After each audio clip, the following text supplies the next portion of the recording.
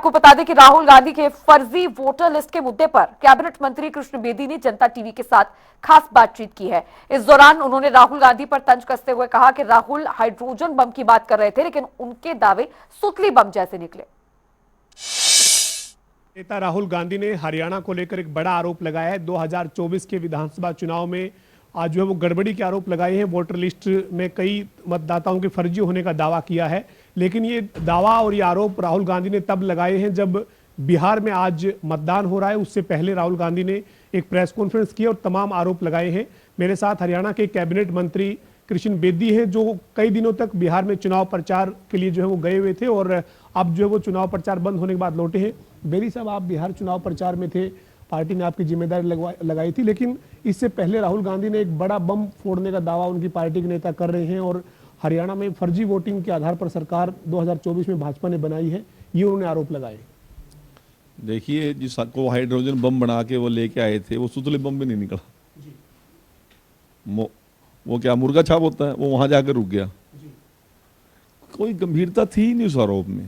उसी बहन पूनम ने इसको ब्राजील क्या बोल रहा था, बता रहे थे कि ब्राजील मॉडल के नाम से 22 हमारे पास इटली मॉडल, लेकिन कुछ वहां पे जाकर देखा भी है, वो महिलाएं जो है वो कह रही है कि हमारा दे दिया, उनको मुंह पे जवाब दिया कि मैं कई साल से इस आई कार्ड के ऊपर इस नंबर से मैं वोट पोल कर रही हूँ।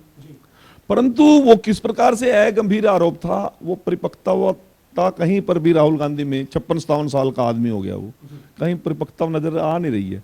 जिस डेमोक्रेटिक सिस्टम से उसके परिवार के 4-4 लोग देश के प्रधानमंत्री बने हैं, जिस डेमोक्रेटिक सिस्टम से वो स्वयं सांसद है, जिस डेमोक्रेटिक सिस्टम से उसकी बहन सांसद है, उसकी मां सांसद रही, उसको ही वो चैलेंज करना चाहता है। कहीं पसीना वो बहाएंगे नहीं, लोगों के बीच में जाएंगे नहीं, जनता की समस्याएं उठाएंगे नहीं। 2 दिन वहां पर नारे लगा के आया बिहार चुनाव के अंदर, वोट चोर गद्दी छोड़, उसके बाद कहां था चुनाव में? कहीं कांग्रेस आपको बिहार में नजर ही नहीं आई। और फिर गया तो लास्ट वाले दिन जाके एक तालाब में कूद गया 3 फुट गहरे में। अब ये मछली पकड़ने का टाइम था, क्योंकि जनसभा में कोई बुलाता नहीं, कार्यक्रम को उसके रखता नहीं।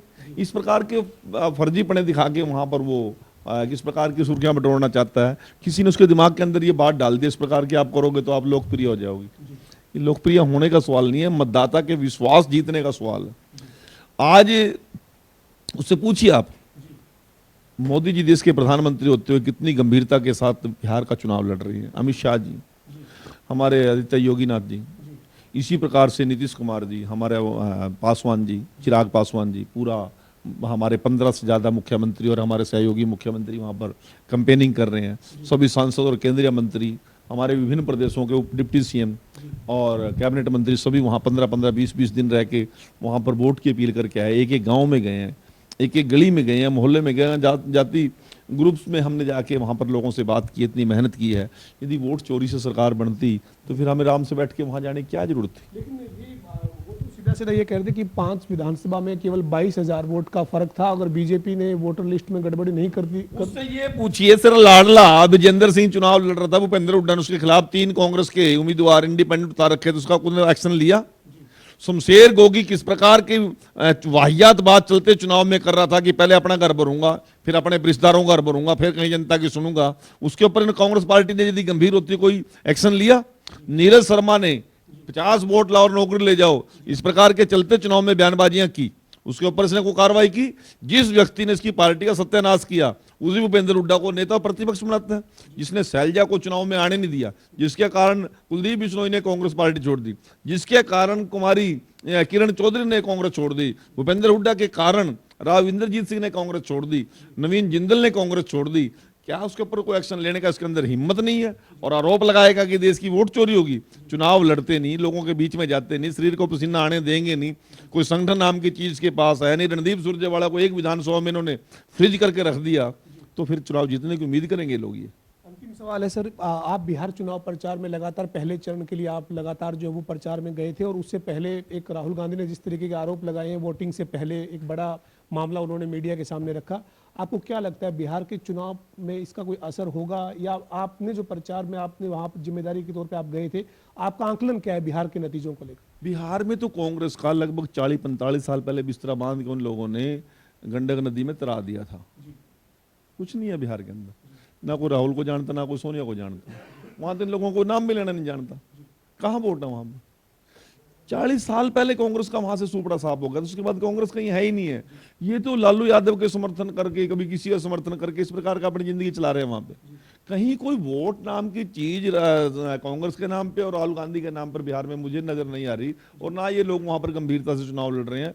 मैं आपको गंभीरता बताना चाहता हूं, तेजस्वी यादव और राहुल गांधी के जो समझौता है 56-50 सीटों का, उसमें भी 15 सीटों पर आपस में अराइवल खड़े कर रखे इन्होंने, और किसी में बिठाने का दम ही नहीं है कैंडिडेट्स को।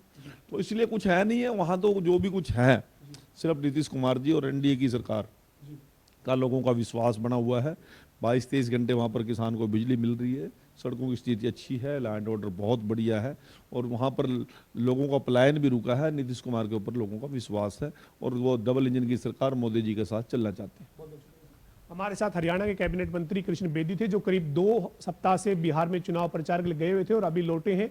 इनका यही कहना है कि राहुल गांधी और कांग्रेस पार्टी बिना मेहनत के चुनाव जीतना चाहती है, और वो फर्जी वोट के आरोप हरियाणा में लगा रहे हैं। लेकिन हरियाणा में जो चुनाव कांग्रेस हारी है, उसके जिम्मेदार हरियाणा कांग्रेस के बड़े नेता भूपेंद्र सिंह हुड्डा थे, जिन्होंने जिस तरीके से तमाम जो मामले हैं वो चुनाव के दौरान होते रहे और कांग्रेस ने उनके ऊपर नियंत्रण नहीं लगाया। और साथ ही उनका ये साफ तौर पर कहना है कि बिहार में एनडीए की सरकार बनने जा रही, चूंकि जो विकास कार्य हुए हैं उनके बलबूते पर लोग एक बार फिर से एनडीए का साथ बिहार में देंगे। वीडियो जर्नलिस्ट विजेंद्र सिंह के साथ पवन सिंह और जनता टीवी, चंडीगढ़।